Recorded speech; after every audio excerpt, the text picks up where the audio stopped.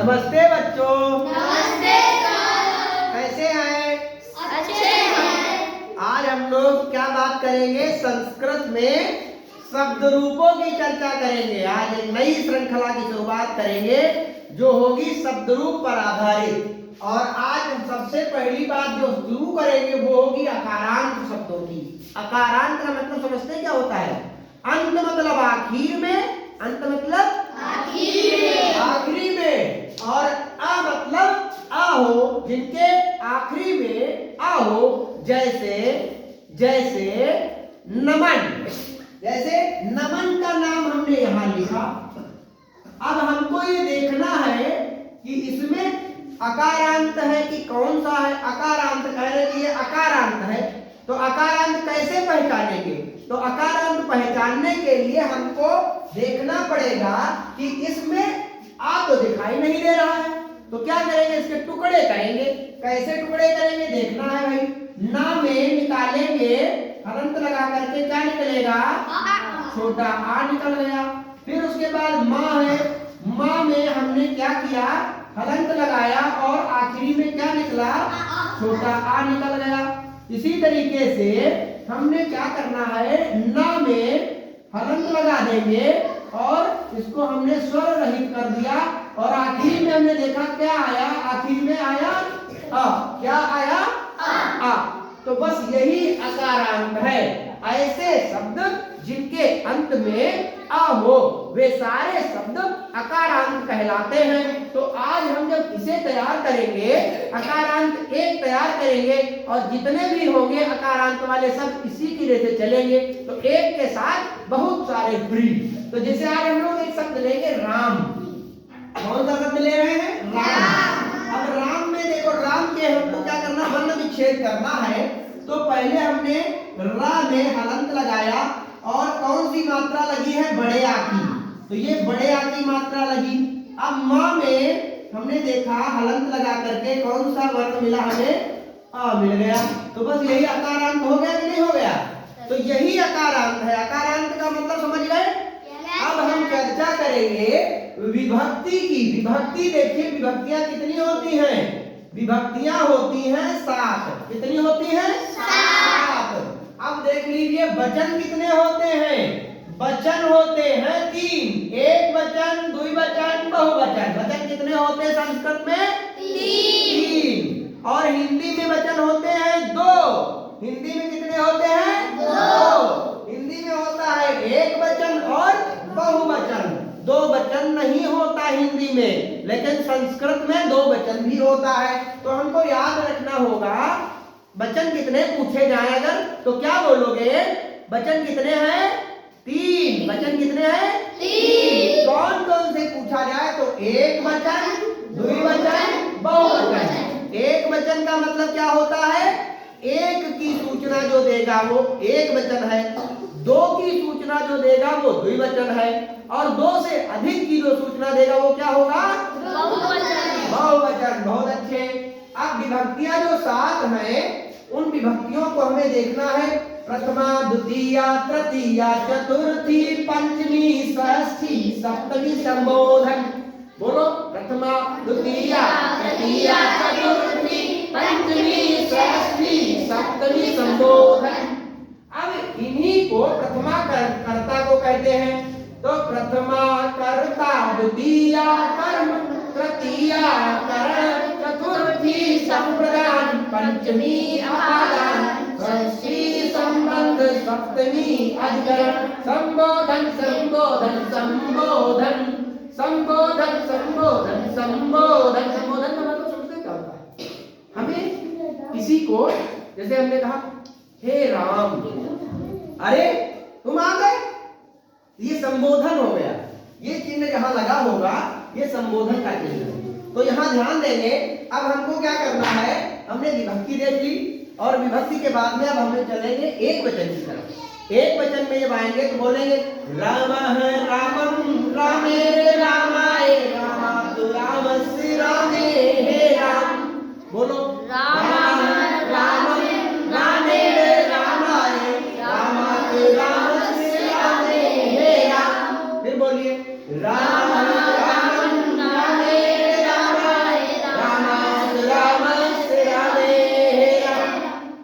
बार हम बोलेंगे फिर आप लोगों को बोलना है। तो देखिए एक वचन के हम एक साथ बोलेंगे, रामः रामं रामेण रामाय रामात् रामस्य रामे राम। रामः रामं रामेण रामाय रामात् रामस्य रामे राम। अब दो वचन में आइए, बहुत सरल है दो वचन, केवल 3 स्टेप याद करने। रामौ रामौ रामौ रामौ रामाभ्याम रामाभ्याम रामाभ्याम रामयो रामयो हे रामौ। अब देखिए ये राम और ये रामौ और ये रामा एक वचन का ही है। देखो एक वचन में क्या बना है, एक वचन में जो है वही तो नीचे आ गया। यहाँ देखिए ये एक वचन में जो था वही तो नीचे संबोधन में आ गया है। यहाँ पर देखिए जो एक वचन में था वही तो संबोधन में आ गया है। रामा था ऊपर तो नीचे भी रहे रामा। तो संबोधन एक जो होता है प्रथमा वाला ही होता है। संबोधन कौन सा होता है, प्रथमा वाला ही होता है। तो रामः रामं रामेण रामाय रामात् रामस्य रामे राम। रामः रामं रामेण रामाय रामात् रामस्य रामे राम। और अच्छे से गाओ, रामः रामं रामेण रामाय रामात् रामस्य रामे राम।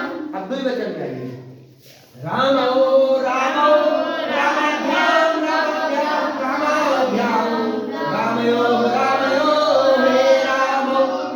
हमको बोलने दिया करो उसके बाद बोला करो। रामौ रामौ रामाभ्याम रामाभ्याम रामाभ्याम रामयो रामयो हे रामौ। रामौ रामौ रामाभ्याम रामाभ्याम रामाभ्याम रामयो रामयो हे रामौ। फिर बोलिए, रामौ रामौ रामाभ्याम रामाभ्याम रामाभ्याम रामयो रामयो हे रामौ। अब बहुवचन में बोलिए, हम पहले बोलेंगे फिर बच्चे बोलेंगे। रामाः रामान् रामैः रामेभ्यः रामेभ्यः रामाणां रामेषु हे रामाः। रामः रामं रामैः रामेभ्यः रामेभ्यः रामाणां रामेषु हे रामाः। रामाः रामान् रामैः रामेभ्यः रामेभ्यः रामाणां रामेषु हे रामाः। रामाः रामान् रामैः रामेभ्यः रामेभ्यः रामाणां रामेषु हे रामाः। एकदम झूम के गाओ, रामाः रामान् रामैः रामेभ्यः रामेभ्यः रामाणां रामेषु हे रामाः। रामाः रामान् रामैः रामेभ्यः रामेभ्यः रामाणां रामेषु हे रामाः। आई बात समझ में? Yes sir. इसी तरीके से अभ्यास करेंगे। अब हमको एक बार में पूरा बोलना है। प्रथमा द्वितीया तृतीया चतुर्थी पंचमी षष्ठी सप्तमी संबोधन। प्रथमा द्वितीया तृतीया चतुर्थी पंचमी षष्ठी सप्तमी संबोधन। रामः रामं रामेण रामाय रामात् रामस्य रामे राम। रामः रामं रामेण रामाय रामात् रामस्य रामे राम। रामौ रामौ रामाभ्यां रामाभ्यां रामाभ्यां रामयो रामयो हे रामौ। रामौ रामौ रामाभ्यां रामाभ्यां रामाभ्यां रामयो रामयो हे रामौ। रामः रामान् रामैः रामेभ्यः रामेभ्यः रामाणां रामेषु हे रामः। रामः रामान् रामैः रामेभ्यः रामेभ्यः रामाणां रामेषु हे रामः। अब देखिए यहाँ पर हमने अभ्यास कर लिया इसे। उसके बाद में हमें पहचान करनी है कि किसमें कौन सा चिन्ह लगेगा। ये जो कारक चिन्ह है तो कौन से, जैसे रामः लिखा है तो कहीं रामः लिखा है तो ये समझ जाना कि राम करता है। राम क्या है, एक संज्ञा है। राम क्या है, एक संज्ञा है। एक संज्ञा क्या है, कोई काम करने वाला जो होगा, जो प्रथमा में अगर रामः लिखा है तो कर्ता हो गया। रामः क्या हो गया, कर्ता हो गया। अगर प्रथमा में लिखा है, रामः प्रथमा में है ना, प्रथमा में ही होगा, तो रामः लिखा है तो प्रथमा में हो गया। और प्रथमा का मतलब होता है कर्ता, और कर्ता का मतलब क्या होता है, करने वाला, कोई काम करने वाला कर्ता। मैं यहाँ पर क्या कर रहा हूँ, मैं पढ़ा रहा हूँ, आप क्या कर रहे हैं, पढ़ रहे हैं। तो राम क्या है, करता है राम ने, प्रथमा ने, प्रथमा कर्ता ने, ये लगा है चिन्ह। तो रामः ने एक राम ने, रामौ ने दो राम ने, रामाह ने दो से अधिक राम ने। तो अब यहाँ ऐसे बोलेंगे रामः रामौ रामाः प्रथमा कर्ता ने, रामः रामौ रामाः प्रथमा कर्ता ने, रामः रामौ रामाः प्रथमा कर्ता ने। बोल पाओगे? बोलो राम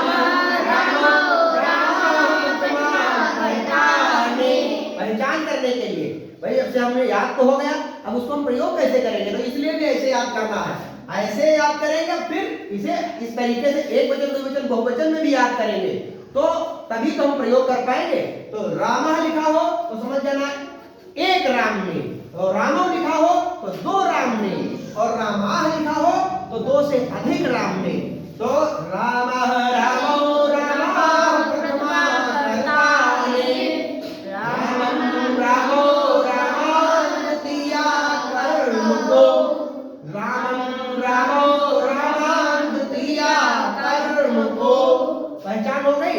रामम रामम लिखा है तो रामम का मतलब को, राम को, राम को, और फिर है रामौ, रामौ दो राम को, फिर दो राम के बाद में रामान, दो राम के बाद में रामान, रामान मतलब दो से अधिक राम को, फिर है रामेण रामाभ्याम रामैः, रामेण रामाभ्याम रामैः, रामेण रामाभ्याम रामैः तृतीया करण से या के द्वारा। राम रामेण दिया है, रामेण का मतलब हुआ, रामेण का मतलब हुआ क्या हुआ? राम से या के द्वारा, राम से या के द्वारा।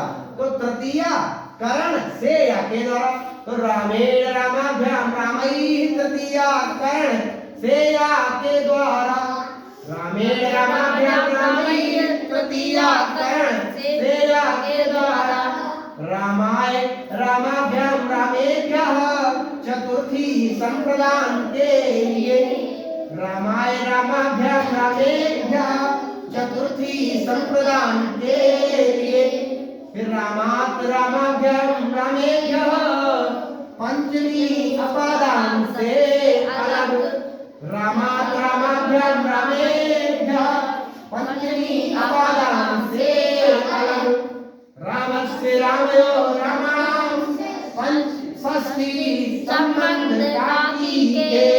और रारी रे भी लिख लीजिए, रा री रे, रारी रे।